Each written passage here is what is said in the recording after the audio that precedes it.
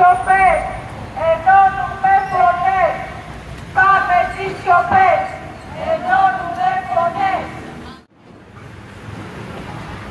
Ίση αμοιβή για ίση εργασία.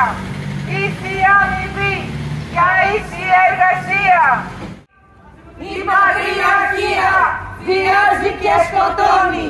Το δρόμο στη δουλειά ποτέ καμία μόνη.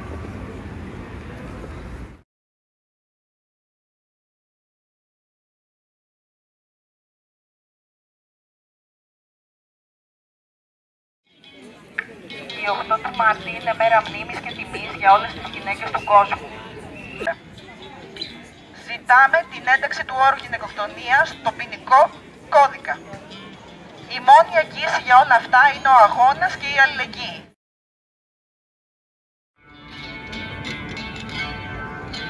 Διώχνει το αδερφό της που τη γνωρίσασαν, πάσινες